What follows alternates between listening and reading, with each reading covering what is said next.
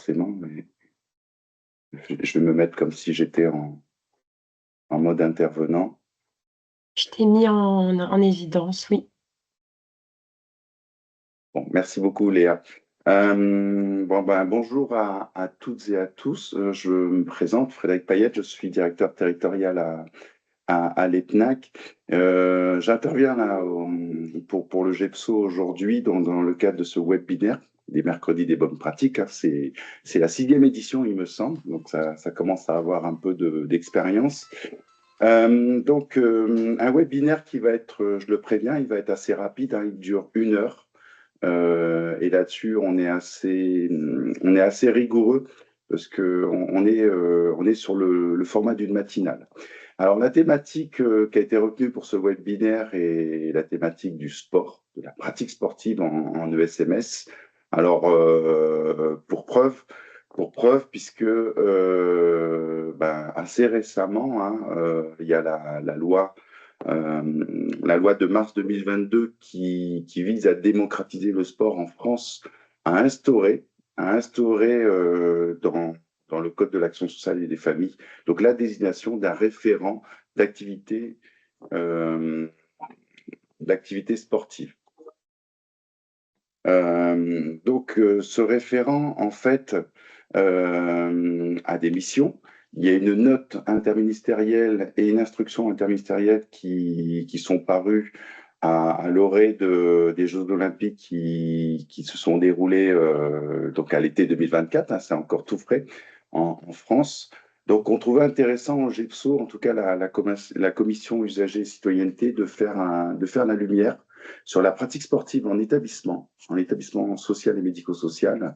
Et pour cela, en fait, nous aurons 3 témoignages que, à mon sens, sont intéressants pour chacun d'entre nous, puisque nous avons différents degrés de pratique, de mise en œuvre de ce fameux référent APS, donc activité physique et sportive en ESMS. Alors, je vais laisser se présenter. Donc, on a d'abord le foyer de Bellevue à Bazouges, donc en Ille-et-Vilaine. Nous avons Christine et David. Donc, effectivement, moi, c'est Christine, l'animatrice socioculturelle du foyer de vie de Bazouges. Et donc, je suis avec Dani, président du foyer de vie. Enchantée. Enchantée aussi. Enchantée. Ensuite, nous avons Laurence Cadet, du CAPS, Meurthe-et-Moselle. Oui, bonjour. Moi, je suis Laurence Calais. Je suis chargée de mission au CAPS. Le CAPS, c'est un établissement donc public d'environ 1200 prises en charge sur la Meurthe-et-Moselle et Châlons-en-Champagne. Et donc, dans le cadre de mes missions, je suis chargée de mettre en place un groupe de travail autour des activités physiques proposées aux personnes accompagnées dans le cadre de nos services, de façon à coller le plus possible aux préconisations de l'OMS, c'est-à-dire 30 minutes de sport par jour. Donc, la première étape de ce groupe de travail qui sera constitué de professionnels pluridisciplinaires sera de désigner effectivement un référent sport, un ou des référents sport, chose que l'on n'a encore pas mis en place au niveau du CAPS, même si la pratique sportive est très, très avancée. Voilà. Merci, et on va en parler. Et enfin, donc, Pauline et Sandrine, donc du foyer de Montéclair, c'est en Haute-Marne.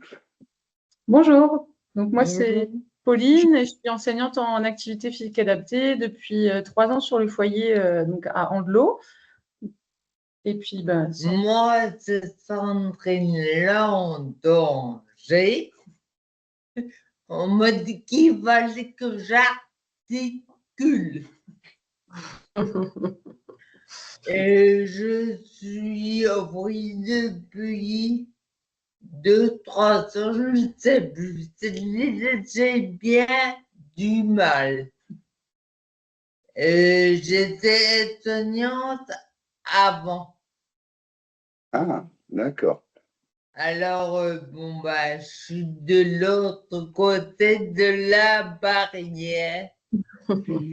et vous allez nous expliquer comment ça se passe justement, cette pratique sportive. Donc, merci à vous pour vous être... Ah, vous souhaitez nous dire quelque chose, Sandrine? Non? Non, Bon, dessus. merci. Donc, merci à vous de vous être présenté. Donc, comme je le disais, la pratique sportive et adaptée est quelque chose qui maintenant est instauré par la loi, puisque donc j'ai parlé de la loi de mars, c'est inscrit dans le Code de l'action sociale et des familles. Donc la notion de référent APS est posée pour l'ensemble des établissements sociaux et médico-sociaux. Et ce que je trouve intéressant dans les 3 témoins présents, c'est qu'il y a différents degrés finalement de mise en œuvre de ce référent APS au sein des ESMS.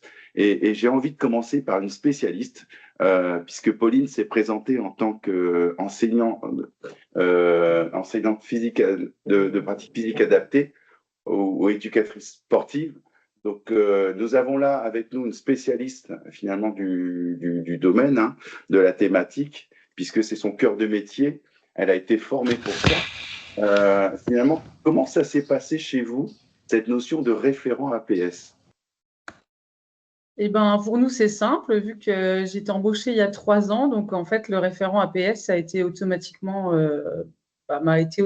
attribué, ce qui semblait logique, sachant que moi, je ne propose effectivement que des activités physiques sur l'ensemble du foyer, où du coup, il y a 70 résidents qui sont là en permanent, et c'est un foyer d'adultes en situation de polyhandicap. Et donc, vous, c'était vraiment votre cœur de métier. Vous aviez été embauché pour ça. Et avant même, finalement, que la loi Oui, impose ce fameux référent, parce que c'est ça. Et du coup, moi, là, au niveau des activités physiques, je propose on va dire, 3 grands axes d'activités physiques. Donc, il y a les activités physiques individuelles qui sont en lien avec les projets d'accompagnement personnalisé des résidents. Donc là, avec plus un objectif vraiment de renforcement musculaire ou de maintien de la verticalité, voire même un maintien de la marche. Ensuite, il y a des activités qui sont collectives. Donc là, c'est des groupes de 10 à 15 pratiquants maximum sur des activités sportives de type boccia, de type escrime aussi, sarbacane, enfin tout type d'activités qui sont adaptées. Tir à l'arc aussi, oui. Donc là, c'est plus des objectifs de mobilité globale et puis surtout aussi de respect des règles.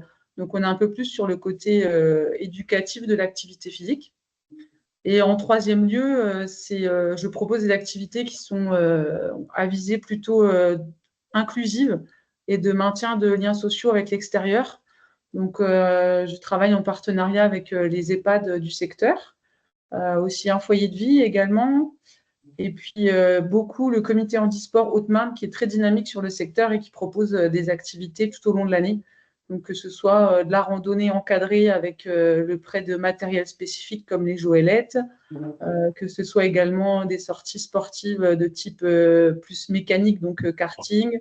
Donc voilà, il y a vraiment tout un panel d'activités qu'on pratique à l'extérieur. Et il y a tous les projets que je peux proposer, notamment par exemple l'inclusion sur des classes de primaire où on propose un cycle d'activité physique avec 4 résidents et les enfants de l'école. Et donc, Sandrine a participé à ce projet d'inclusion avec l'école. Ouais. Et elle a aussi également d'autres séances d'activité physique individuelles, collectives pour le foyer. Et Sandrine, vous pouvez nous parler alors du coup de vous, comment vous vivez la chose de l'intérieur? Est-ce que c'est vous finalement qui pratiquez? Oui, c'est pour que pratique. Eh bien, au niveau individuel, Pauline essaie de maintenir ma marche. Donc, elle me fait marcher, mais entre les pas, il me tient. Et puis, pour la sortie de l'école, j'aime bien être avec les enfants. Alors, je pourrais qu'on on va revoir. Et puis, collectif, j'aime bien collectif, individuel. C'est parler de la découverte. Ah oui, puis pour moi, j'ai découvert, parce que le tir à l'arc, je croyais que c'était pas C'est pour... vrai. Alors, et la cible, vous arrivez à l'atteindre? Oui, Bien sûr, j'y arrive. on s'entraîne pour ça. Oui. Tir à l'arc, j'ai découvert aussi l'escrime. Ah oui, Oui, mais avec des fausses épées. Donc, une future championne, alors. On verra bien. parce que en fait, la France, c'est assez distingué au tir à l'arc, donc on va vous voir aux prochains Jeux Olympiques. Ah non, non, non. Sandrine déteste les activités physiques. Soit Ah bon? déjà, Oui. ouais. Je déteste, mais avec Pauline, ben, ça va. J'aime bien, finalement. Après, au niveau des référents, pardon, en activité physique et sportive, c'est vrai que pour le coup, sur l'établissement, c'est une chance d'être en tant qu'enseignante en activité physique sur le foyer. Mais pour moi, il reste encore une mission que j'ai pas encore réalisée, c'est de maintenir en fait la pratique des résidents et de l'associer à la pratique des professionnels, parce que l'activité physique, elle est faite pour tout le monde. C'est pas juste pour un public qui en a besoin, c'est vraiment pour tout public. Donc, l'objectif, ce serait vraiment de créer une association d'activités, voilà, un lien entre les pratiquants du foyer et les professionnels du foyer. Parce qu'on est quand même sur un foyer avec beaucoup de personnel soignant et il faut prendre soin des soignants. Voilà. Et puis, on est leur modèle un petit peu, donc il faut montrer l'exemple aussi. Tout à fait. Peut-être Sandrine, parce que vous disiez, enfin, Pauline disait que vous n'aimiez pas le sport, enfin, c'était pas votre. Comment vous arrivez à vous motiver pour pratiquer le sport? C'est Ben, quoi je n'aimais pas. L'école, j'ai jamais aimé. Quand Pauline m'a dit que j'allais faire de tennis si je voulais, moi, j'ai dit, moi, l'escrime, j'ai dit, ça m'a plu. Je vous ai du coup, attiré par l'inconnu, en fait, par la Voilà. découverte et de voir comment on pouvait adapter les activités sportives malgré un handicap ou une déficience. je propose d'écouter maintenant Christine et David. On reviendra après parce que j'aimerais bien qu'on parle des écoles et des EHPAD. C'est très important. Du coup, un autre profil de référent APS, c'est Christine. Christine qui est référente APS depuis 2024, hein, juste après les JO, je crois. C'était octobre 2024. Oui, je suis arrivée à l'animation en septembre 2024. Et effectivement, j'ai suivi donc une formation référente APS. Donc, ça m'a permis de faire un petit état des lieux de ce qu'on pouvait proposer au foyer de vie. Donc, et c'est vrai que j'ai vu que voilà, il y avait quand même beaucoup de propositions autour du sport, dont un éducateur sportif qui vient toutes les semaines pour proposer donc le sport collectif et la gym douce. On a aussi donc des propositions d'accéder à une salle de musculation à l'extérieur, donc toutes les semaines. Et aussi, on adhère aussi donc aux activités sportives de sport adapté. Donc voilà, ils font des propositions 1 à 2 fois par mois et donc voilà, en fonction des attentes aussi des personnes accueillies, on y adhère aussi, donc et d'ailleurs ça a permis aussi, une après-midi, donc où ils avaient proposé des défis para-football, de relancer aussi un petit peu Dany qui avait, une perte de motivation au niveau du sport. D'accord. Avant de donner la parole à Dany, vous aviez été formé, c'est ça? Est-ce que vous pouvez nous parler un peu de votre formation de référente APS? Eh bien, la formation, au cours de cette formation, c'était aussi de faire prendre en compte, le bien-être physique et moral, que pour procurer le sport, d'avoir aussi conscience que c'était important, qu'il fallait aussi, donc oui, comme vous disiez tout à l'heure, 30 minutes. Alors, activité physique ou sportive, puisqu'effectivement la marche en fait partie aussi. Et donc, voilà, d'avoir conscience de ça, de connaître aussi un petit peu plus sport adapté, handisport, puisqu'on a eu cette intervention-là aussi. Et puis, voilà, de aussi mieux connaître aussi notre public et de bien les connaître effectivement pour, en fait, même s'ils ne sont pas d'eux-mêmes et même s'ils n'aiment pas le sport, d'essayer de trouver d'autres moyens pour pouvoir y accéder sans parler vraiment de sport, quoi, en fait, puisque ça peut être en lien avec aussi des sorties culturelles ou enfin, voilà, donc de trouver d'autres moyens que de parler tout simplement de sport.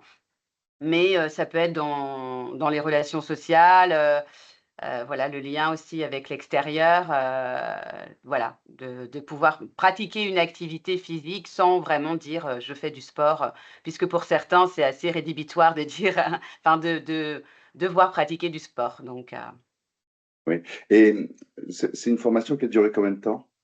alors c'est sur 2 jours en présentiel et une demi-journée en visio, que je n'ai pas encore pratiqué d'ailleurs, qui sera le 23 juin.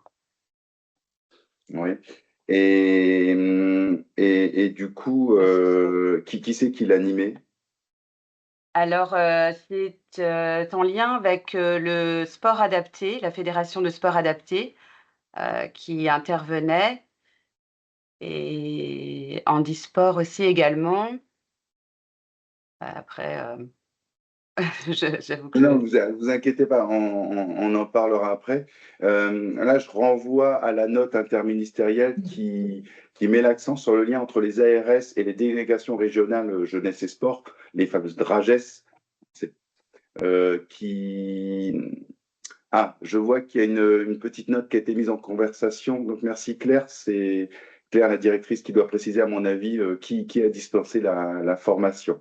Donc, il va falloir vous renseigner dans vos régions respectives, effectivement, ce lien entre la direction régionale jeunesse et sport et les ARS permet finalement la mise en place de ces formations de référents APS dans chaque région et dans chaque département.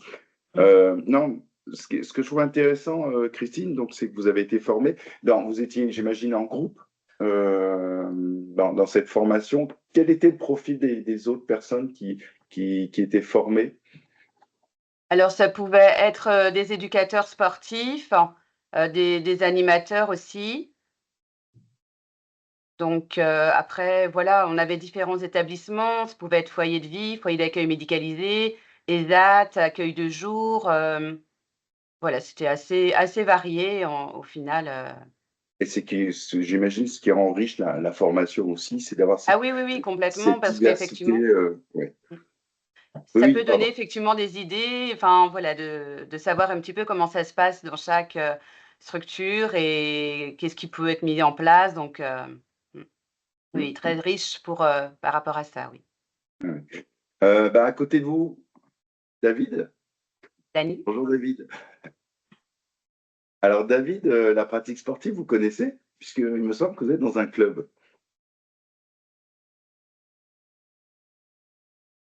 De Breteuil-Talensac.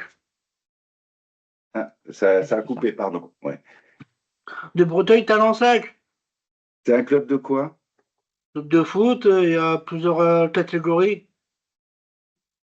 Et ça fait combien de temps que vous jouez en club, David? Alors c'est Dany son prénom. Dany, pardon, oh là là, excusez-moi.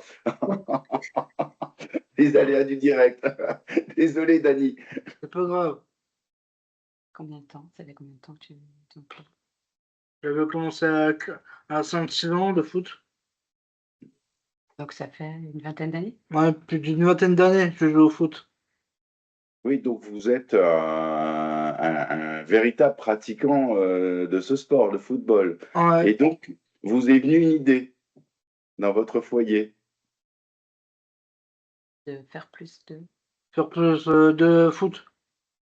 Alors, qu'est-ce qui s'est passé? Est-ce que vous pouvez nous raconter ce qui s'est passé dans le foyer, du coup, sur l'activité Avec, Amandine? avec Mathias. Mathias, oui. Avec Mathias, on fait pas beaucoup de foot, mais on fait beaucoup d'autres sports que j'aime pas vraiment.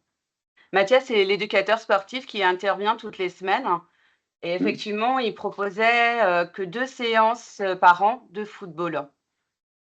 Donc, effectivement, Dany est venu vers moi en disant que il aurait souhaité faire davantage d'entraînement de foot, puisque quand il va jouer en club le week-end, eh bien, il ressent ce manque que la semaine, voilà, il n'a pas, quoi. Et donc, qu'est-ce qui s'est passé, Dany? Qu'est-ce qu'on a fait?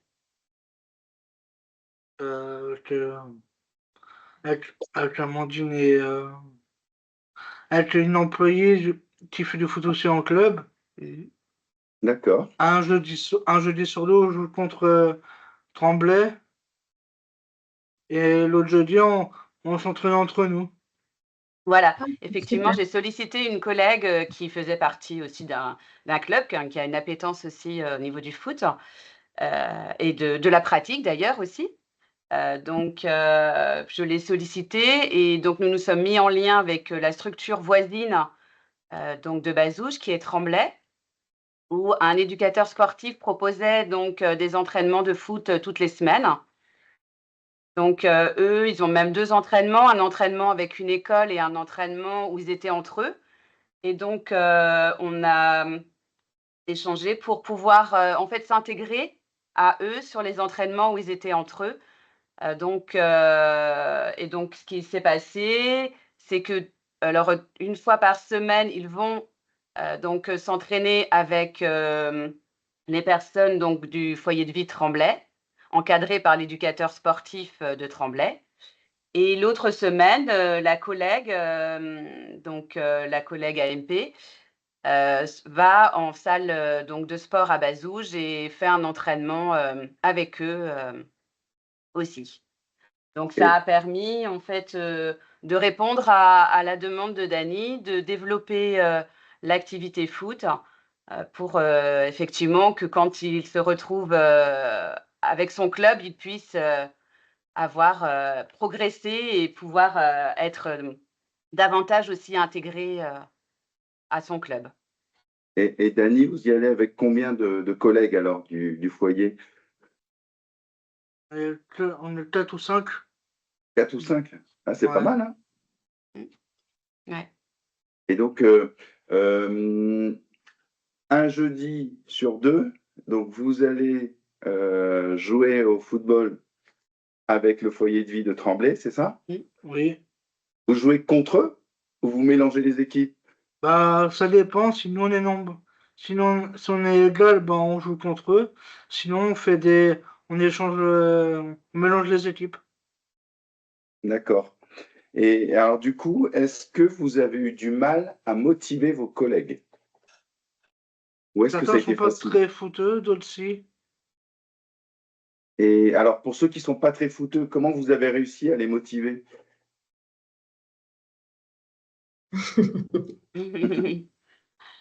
Alors après, il y a des niveaux différents, donc effectivement, il y en a qui retrouvent mieux quand ils restent entre eux à Bazouges. Donc certains ne viennent que quand c'est, vraiment, entre eux et d'autres, qui ont envie effectivement de, plus de défis ou d'affronter un petit peu d'autres, personnes, donc vont à Tremblay en fait, donc ça permet effectivement que chacun puisse aussi, s'y retrouver et en fonction de son niveau aussi. D'accord. Et donc du coup, je vous propose de faire une petite pause, hein, Christine et Dany, et peut-être d'aller voir du côté de Laurence au CAPS, parce que Laurence, du coup, a bénéficié de ces 2 grands témoignages. Elle, comme elle l'expliquait dans sa présentation, a le souhait de mettre en place ce référent APS au sein de la grosse structure qui est le CAPS en Meurthe-et-Moselle. Donc Laurence, qu'est-ce que ça vous inspire et du coup, quelle démarche aujourd'hui tu as mis en place pour impulser ça. Et puis, il me semble que vous avez répondu aussi à un appel à manifestation d'intérêt. Oui, tout à fait. Oui, donc, alors, notre démarche, elle a lieu en plusieurs temps, en fait. Historiquement parlant, on a effectivement répondu à un appel à manifestation d'intérêt de l'ARS en 2024, qui proposait une aide matérielle pour la mise en place d'activités physiques, ce qui nous a permis de réunir déjà des accompagnateurs donc plus sensibilisés à la pratique du sport dans leur service. Donc c'était un peu les prémices du futur groupe de travail que donc on a décidé de mettre en place cette année pour donc répondre à la demande, comment on pourrait dire, du gouvernement, donc de mettre en place des référents, un référent, on va dire, un référent sportif dans chaque ESMS. Donc pour moi, la difficulté, c'était déjà de réunir, et donc là c'est maintenant une quinzaine de volontaires donc pour démarrer le groupe de travail qui démarrera d'ailleurs le 23 juin. Donc une quinzaine de volontaires, il m'en manque encore autant puisqu'on a 30 services sur tout le CAPS. Donc j'aimerais avoir un représentant par service, ce serait vraiment le top. Et donc, pour pouvoir échanger autour de la pratique physique, mais aussi désigner des référents parmi les volontaires, hein, ce qui pour moi est compliqué puisqu'on on nous demande un référent par ESMS. Moi, je trouve qu'un référent pour 1200 prises en charge, c'est un peu une grosse charge pour la personne qui va. Enfin, je pense que d'ailleurs qu'on n'aura pas de volontaires.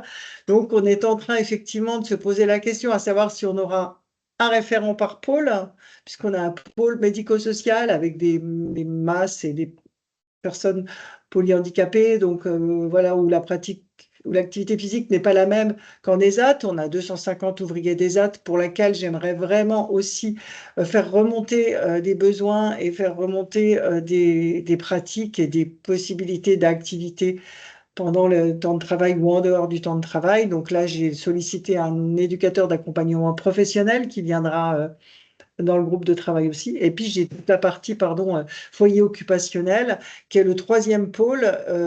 Voilà. Et on rajoute un quatrième pôle qui est l'hébergement inclusif, où on a des personnes qui vivent en appartement et pour le coup, où le tissu associatif va être aussi sondé pour pouvoir trouver des possibilités de pratiques sportives.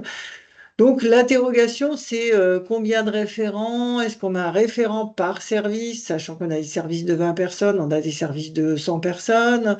On est un petit peu encore dans l'interrogation, donc je pense que la première réunion va nous permettre déjà de dégrossir un petit peu le terrain et de savoir. Et donc, effectivement, j'étais particulièrement intéressée par le témoignage sur la formation, puisque bien sûr, ce sera la garantie aussi de trouver des référents sportifs, c'était de leur proposer cette formation, donc a été mise en place, et ça c'était ma question, elle a été mise en place officiellement, hein, c'est ça, c'est un programme officiel, hein, je crois, qui est mis en place.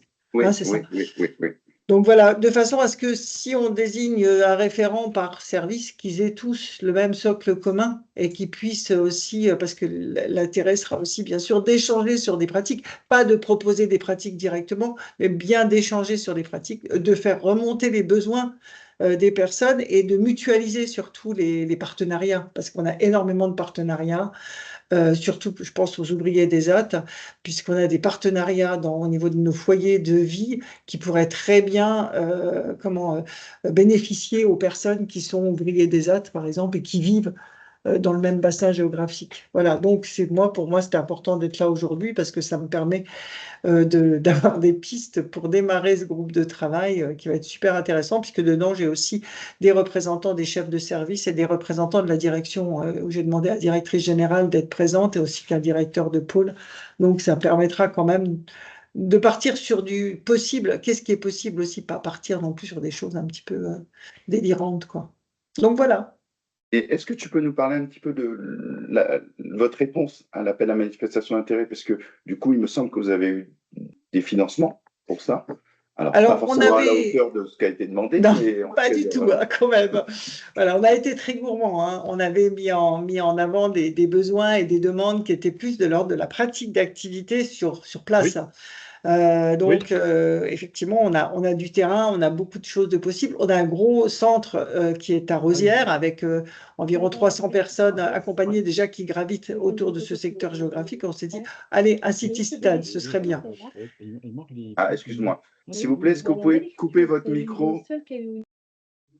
Donc, la possibilité de monter un city-stade, un terrain de pétanque, voilà. Et puis, on va dire, plus petite. Une réponse très ambitieuse pour le coup. Hein. Voilà, ouais, non, mais je ne vous dis pas la somme parce que voilà, c'était quand même un petit peu énorme. Et puis de la formation, on a aussi demandé de la formation parce qu'on s'est rendu compte qu'il y avait beaucoup de professionnels qui étaient vraiment très intéressés par le sujet, mais qui n'osaient pas encadrer une activité physique, quelle qu'elle soit. Je veux dire, emmener quelqu'un marcher, quelqu'un qui a des difficultés de motricité, c'est pas facile, ça engage de la responsabilité. Donc, on avait fait remonter ce besoin de formation et donc, oui, on a eu une réponse à hauteur de 5 000 € qui va nous permettre, en démarrant ce groupe de travail, de pouvoir proposer, alors en dehors des formations référents hein, qui seront prises là en dehors, mais pour de la formation, on va dire, pas la formation à pas, mais on s'était mis en lien avec un organisme de formation qui pourrait proposer une information, on va dire, une sensibilisation autour de sport et handicap. Voilà. Sur des personnes qui sont AMP actuellement, enfin qui sont AES ou qui sont aides-soignants, voilà, qui n'ont pas forcément de spécificité sport, mais qui, dans leur pratique à eux ou dans leur projet professionnel, souhaiteraient faire. Bon. Et il me semble que dans ta démarche aussi, tu vas jusqu'à aller chercher d'autres financements. Oui. Et pour pouvoir financer du matériel, etc. Alors pouvoir financer du matériel, oui, on a financé du matériel sportif grâce au Rotary, pour ne pas le citer. On a financé, là on est actuellement sur le montage de visio, de sport par visio, puisqu'on a un établissement qui s'occupe principalement des personnes atteintes d'un syndrome, d'une maladie rare, hein, qui nécessite vraiment un accompagnement sportif intensif. Hein, et nous, on est un centre on a un service qui les réunit, en fait, mais ils sont des centaines et des centaines à être en France en famille, etc. Et donc, avec des familles qui sont un peu démunies par rapport à cette activité physique. Donc, on va mettre en place un programme d'activité physique en visio, de façon à pouvoir proposer, alors, parce que ça s'est fait pendant le Covid, parce qu'on a repris cette idée-là, et donc là, c'est l'association Prader-Willi France qui va financer la mise en place de ce dispositif qui sera accessible aux familles par le biais d'une chaîne YouTube, ou on ne sait pas encore le support, et là, c'est notre établissement qui s'appelle le CERMES à Dombasle, qui est en train avec son éducatrice APA, son animatrice APA, qui est en train de mettre en place ce programme qui sera testé par nos usagers et qui sera ensuite mis à disposition des familles au niveau national. Voilà. Ça, c'est un petit peu ce qui se met en place à titre, je veux dire, individuel, quoi. Hein. C'est pas quelque chose de formalisé. Voilà. Merci pour cette transition, Laurence, puisque tu as mis l'accent sur la notion de partenariat. Et on le voit hein, dans les missions des référents APS, cette notion de partenariat est très forte. Donc, je vais revenir du côté de la masse de Montéclair avec Pauline et Sandrine, c'est vrai qu'on aurait dû avoir un témoignage d'EHPAD. Il n'a pas pu avoir lieu, c'est dommage, mais du coup, vous avez évoqué le lien avec les EHPAD. Et c'est vrai que tout à l'heure, au foyer de Bellevue, on a eu cet exemple de lien entre deux foyers de vie. Je trouve ça super intéressant, ce lien qui est tissé entre deux ESMS, ce partenariat autour de la pratique sportive.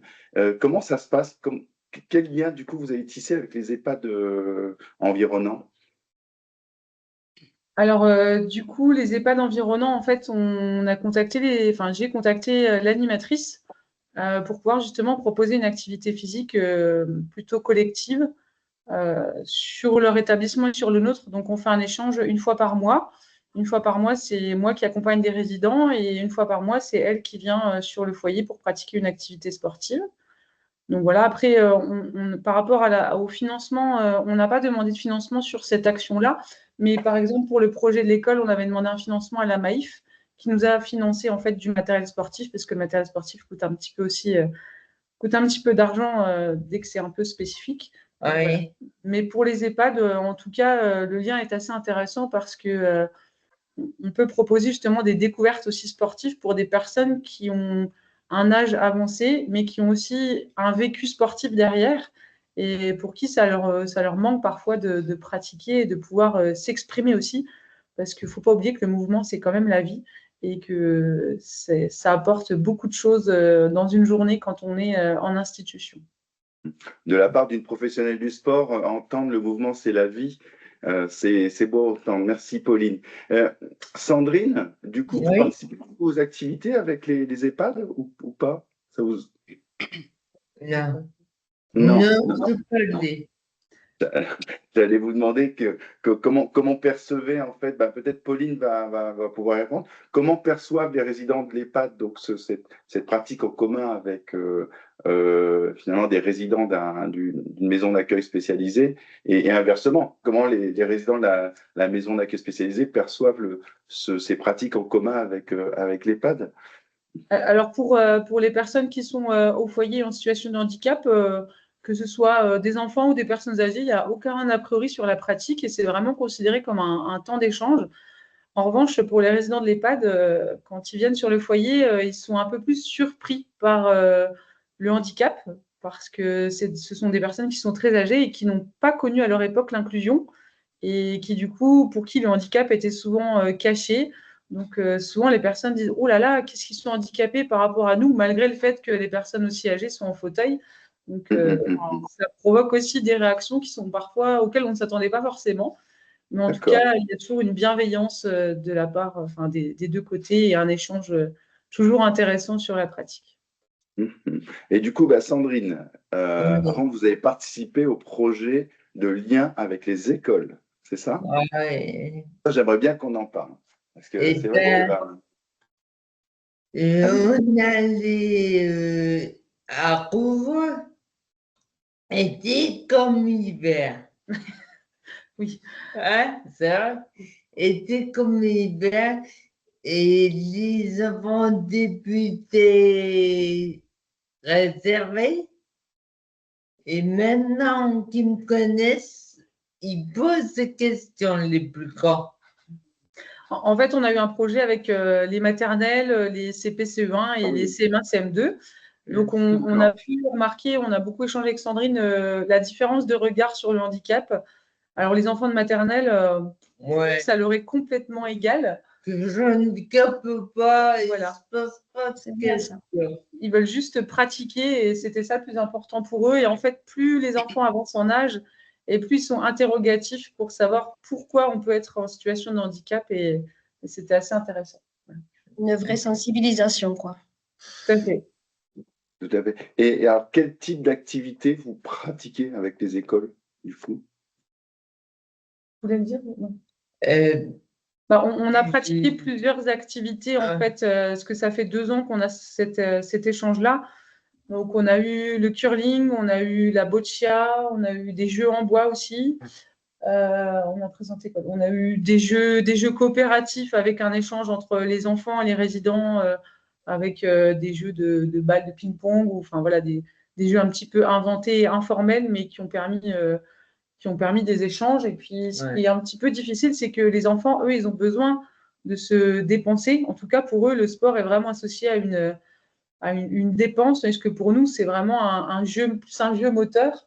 Donc, il fallait coordonner en fait le surplus d'énergie des enfants et puis notre manque de mobilité à nous. Donc, c'était assez intéressant à construire. Ouais.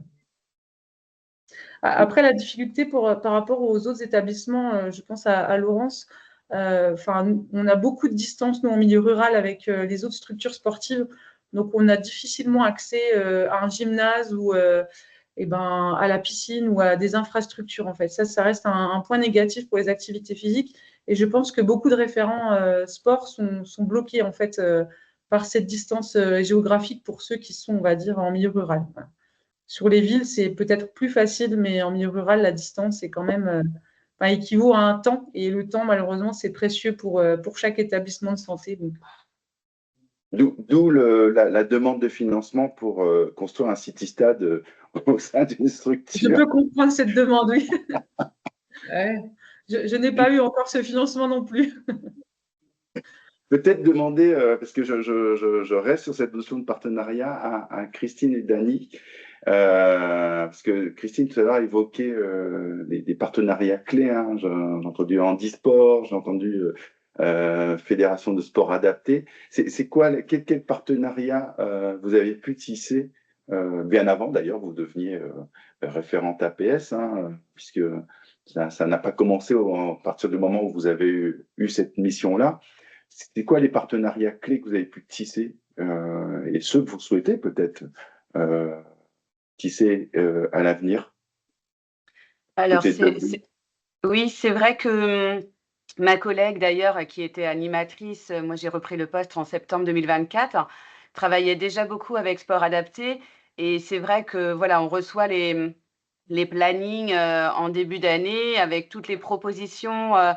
Donc après, moi c'est vrai que en fonction en fait des attentes des personnes accueillies, je vais regarder comme la marche santé. Souvent c'est quelque chose que l'on adhère régulièrement, environ une fois par mois. D'ailleurs, il y a même puisqu'on a un EHPAD aussi sur le même site, et ma collègue animatrice ne connaissait pas beaucoup en fait ces organismes. Donc, on a fait adhérer aussi une personne âgée de l'EHPAD à ces marches santé, puisque nous, voilà, on a l'habitude de le faire régulièrement. Donc, comme je parlais tout à l'heure, ça peut être aussi des après-midi autour du foot, puisque je sais qu'une après-midi défi para-football a permis, entre autres, à Dany de relancer un peu aussi sa motivation, puisqu'il y avait une petite baisse d'énergie à ce niveau-là suite à des soucis de santé. Donc, le fait de se retrouver en fait sur cet après-midi-là a permis de relancer aussi cette motivation. Et donc, après, on est beaucoup en lien aussi donc avec la commune, Couesnon Marche de Bretagne aussi, qui fait partie de la communauté de communes, qui avait proposé aussi lors d'une semaine autour de l'handisport. Donc là, c'était avec les écoles aussi, donc d'adhérer sur une journée aussi et de faire des activités physiques ensemble. Donc, il y a eu aussi cette proposition. Et puis, bah, nous aussi également, on est en milieu rural, donc effectivement, on est beaucoup en lien aussi avec, comme je disais, le foyer de vie Tremblay. Et voilà, on essaie aussi de mutualiser nos compétences. Et donc, en fait, voilà, ce que nous, on ne peut pas proposer directement, on essaie de se mettre en lien et de pouvoir, pour répondre au mieux aux besoins aussi aux attentes en fait des résidents. Et pour vous, Christine, c'était important d'avoir finalement une collègue pas si éloignée que ça, celle de Tremblay, et de travailler ensemble sur ces projets communs? Oui, bien sûr, parce que lui, il avait déjà cette expérience en fait d'encadrer un groupe pour les entraînements de foot, entre autres. Donc, il avait déjà cette expérience-là. Donc, en fait, moi, j'ai fait adhérer une collègue aussi qui faisait partie d'un club qui avait aussi donc cette envie aussi de développer le foot sur le foyer. Donc en fait, ben, ça l'a permis aussi, elle, de la mettre aussi de la motiver aussi, et de se faire aider et d'avoir des petites pistes aussi, donc pour pouvoir encadrer aussi après, une fois semaine, sur Bazouges, en fait, un groupe aussi. Donc finalement, on fait un peu de l'auto-formation aussi entre nous, et puis ça permet aussi finalement de se former, mais entre nous, quoi, entre professionnels. Et de faire un intervillage. C'est ça. Dany, et du coup, où en est votre motivation vis-à-vis de la pratique sportive? Ouais, bah, Tu participes à Orange Bleu aussi? Ou tu participes à Orange Bleu? ouais, je participe. Je vais, je vais à l'Orange Bleu le lundi après-midi. Aussi, ouais. Participer à quoi? Pardon, j'ai pas bien compris. Je vais à l'Orange Bleu. Ah, l'orange. Ah oui, d'accord, de la salle de sport. Très Ouais, bien, salle de muscu surtout. d'accord. Donc, du coup, vous avez pris un abonnement, c'est ça? Ouais, je crois. Alors en fait, c'est des activités qui sont, proposées par l'établissement. Donc voilà, ça fait partie D'accord. d'un service, proposé par Proposé par l'établissement. l'établissement. Mmh. D'accord. Donc, oui, vous bénéficiez en fait d'une inscription qui Voilà, c'est ça. a été prise par l'établissement. Et donc, Voilà. vous y allez tout seul ou vous y allez avec des collègues? Là, on va avec un petit groupe avec le foyer, avec un ou une employée. Ça Et dépend, sur, c'est qui. d'accord. Et sur Orange Bleu, il y a quelqu'un qui s'occupe de vous là-bas ou vous vous Bah, débrouillez tout seul? il y a des machines qui sont à disponibilité. On choisit nous-mêmes qu'est-ce qu'on fait, tout ça.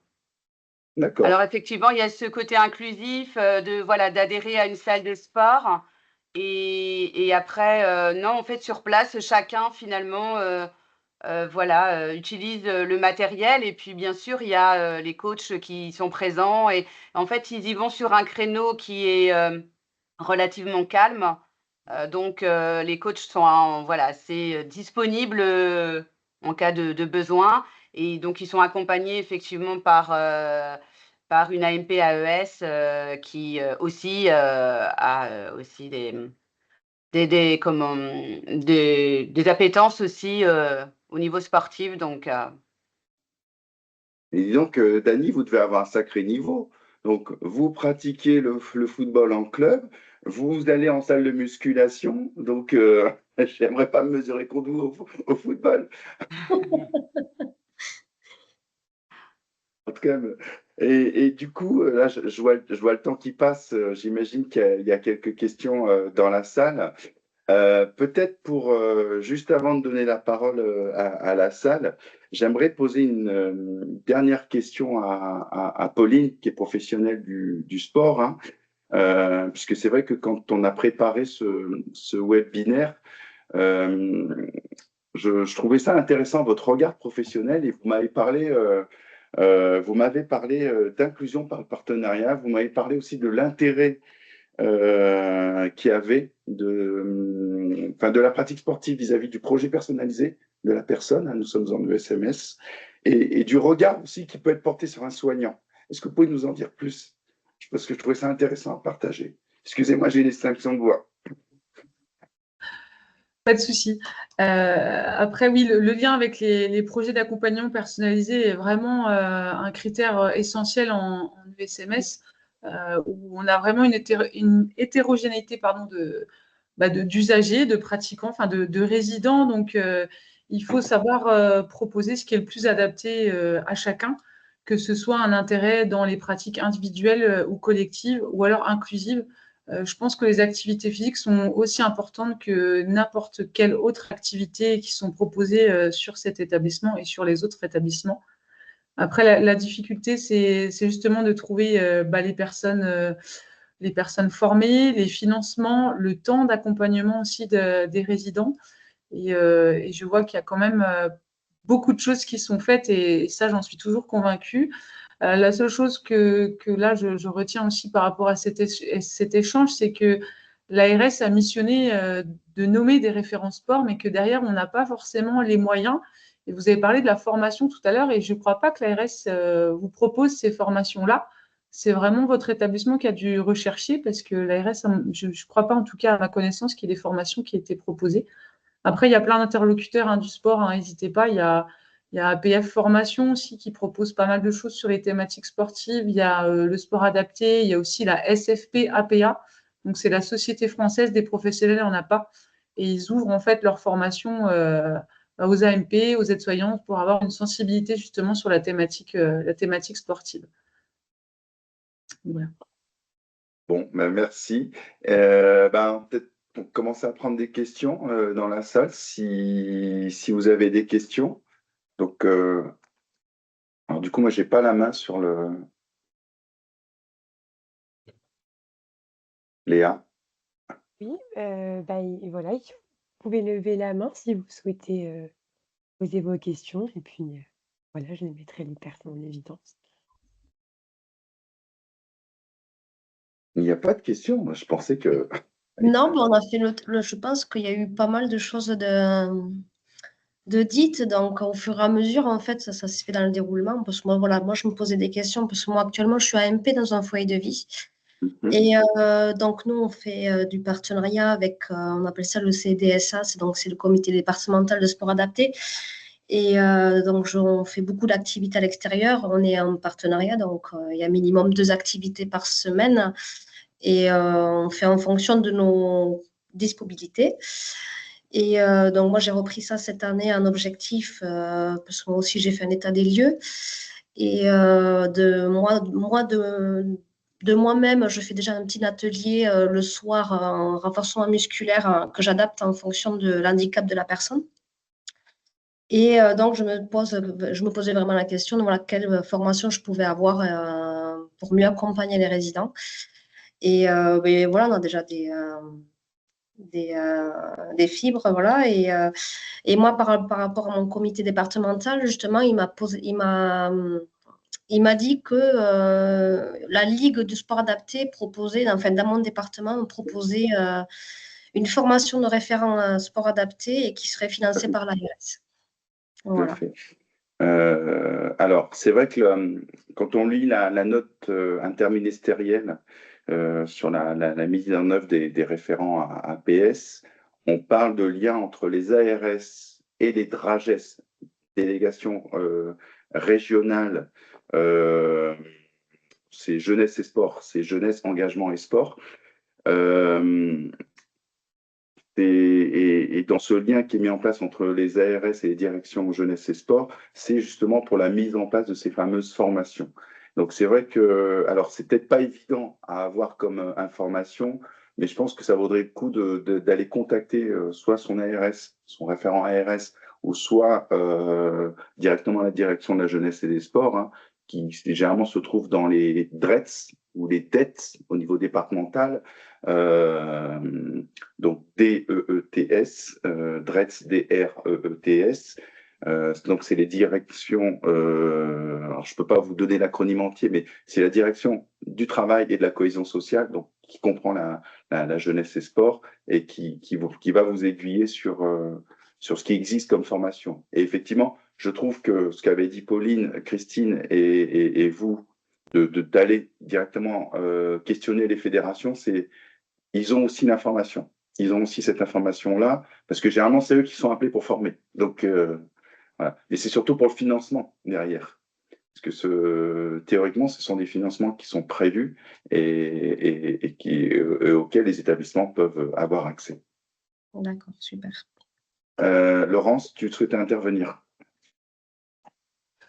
Oui, donc effectivement, parce que on parlait donc bien de formation pour former les référents, et c'est vraiment différent par rapport aux formations pour permettre aux AMP ou aux aides-soignants de pouvoir encadrer une activité physique. On est vraiment sur deux domaines différents. Le référent sportif, c'est vraiment au regard de la note qui a été adressée. Le référent sportif, il n'a pas pour vocation de mettre en place des activités, mais bien de mettre en lien en fait les différents partenariats, de sensibiliser les professionnels à encadrer des activités, puisque là je vois qu'il y a une question par rapport à la loi, donc effectivement qui s'adresse aux usagers des établissements, mais le référent a aussi effectivement pour vocation de sensibiliser ses collègues, de créer vraiment une dynamique de sport dans son service ou dans son établissement. Et c'est vrai que, comme on disait, il y a des formations, et comme disait Pauline, il y a effectivement énormément de formations qui existent, qui sont vraiment de plusieurs heures à plusieurs jours, mais qui sont vraiment très accessibles, et donc qui sont vraiment proposées par les organismes de sport adapté, mais aussi des organismes privés. La formation de référence, c'est vraiment une formation à part, qui est pas pour vraiment encadrer une pratique sportive, mais bien pour pouvoir faire son rôle de référent dans un ESMS. Voilà. Il y a une question que Je me permets juste de rajouter que le comité, oui, allez-y, Pauline. Oui. Le comité paralympique propose des financements entre les ESSMS et les clubs inclusifs pour en fait proposer justement des séances encadrées par des éducateurs sportifs et les établissements de santé. Donc je sais que ce financement, on a pu en bénéficier l'année dernière justement pour le projet d'escrime où un éducateur d'un club d'escrime est venu sur le foyer proposer des séances. Et je pense que ce projet est reconduit pour l'année 2025-2026. Donc n'hésitez pas à solliciter en tout cas le comité paralympique de vos régions. Le message est passé, donc rapprochez-vous des comités paralympiques. C'est très important. Une question de Hervé Maréchal qui disait que effectivement cette loi s'adresse aux usagers, aux personnes accompagnées de nos structures, de nos établissements. Mais qu'en est-il pour les professionnels? Il me semble que dans vos témoignages, Pauline, Christine, que vous avez aussi parlé des professionnels. Est-ce que vous pouvez dire de petits mots là-dessus? Alors pour ma part, justement, ce serait un objectif à atteindre, c'est-à-dire de pouvoir coupler la sensibilisation aux activités physiques pour les professionnels et maintenir les activités physiques pour les résidents. Mais pour l'instant, malheureusement, malgré mon temps plein sur le foyer, je n'ai pas encore trouvé la bonne opportunité pour pouvoir lier les deux et vraiment proposer de l'activité physique pour tout le monde. Donc c'est dans les tuyaux, mais voilà, il faut encore un petit peu de temps et de travail pour pouvoir y arriver. Donc, je n'ai pas encore mis en place ce dispositif. Alors, nous, en ce qui nous concerne, en fait, chaque personne qui participe à l'accompagnement a une référence au niveau des activités. Donc, en fait, moi, en tant qu'animatrice, coordinatrice, je sollicite les personnes en fonction des activités aussi. Donc, on a des personnes qui sont plus sur l'encadrement des activités sportives ou physiques. D'autres, ça va être plus sur l'accompagnement. Alors, on est aussi sur des activités physiques, mais comme la piscine, l'équitation, enfin, voilà. Donc, en fait, en début d'année, chacun va aussi exprimer ses souhaits, que ce soit au niveau des professionnels, pour encadrer, en fait, les activités. Comme ça, effectivement, si on a une appétence dans une activité, c'est beaucoup plus facile aussi de pouvoir l'accompagner et de pouvoir aussi sensibiliser les personnes lorsqu'on y est déjà sensible, quoi. Alors, l'encadrement, mais la pratique. Est-ce qu'il y a des... Alors la pratique, moi je sais que par exemple, par rapport à la proposition de participer en salle de musculation à l'Orange Bleu, c'est venu du personnel qui pratique aussi cette activité à l'extérieur. Donc les propositions aussi peuvent venir aussi du personnel. Après, effectivement, il le pratique aussi avec le résident puisqu'il les accompagne. Donc, D'accord, ok. Et en fait, c'est dans les activités qui sont mises en place, il y a des professionnels qui participent à ces activités-là. voilà. Par exemple, dans l'activité football, en lien avec Tremblay, est-ce qu'il y a des professionnels qui sont dans les équipes? Oui, bien sûr, puisque la personne qui accompagne les résidents du foyer de vie fait aussi partie d'un club à l'extérieur. Donc, elle a aussi cette sensibilité-là. Et donc, effectivement, ils peuvent faire des échanges avec l'éducateur sportif du foyer de vie Tremblay. Mhm. Donc, les professionnels sont sensibilisés aussi, enfin, en tout cas, ceux qui participent à l'accompagnement des activités physiques et sportives, ils ont cette sensibilité aussi au sport. D'accord. Je vois que Claire a mis des précisions sur les sessions de formation, puisque le thème de la formation référent APS avait été posé. Donc, il y a des sessions de formation qui sont proposées par la Ligue du sport adapté, donc pour les ESMS, accueillant des personnes en situation de handicap, et défi santé nutrition également pour les ESMS accueillant des personnes âgées. Donc, petite info importante également à partager. Je vois l'heure. Je propose à moins qu'il y ait une dernière question. On prend une dernière question, mais je vois qu'il est l'heure de clôturer ce webinaire. En tout cas, on va vraiment remercier nos témoins, hein. Je le fais par ordre d'écran. Donc, je vois Sandrine, Pauline, Christine, Dany et Laurence. Grand merci à vous pour vos témoignages. Extrêmement complémentaires en plus les uns des autres.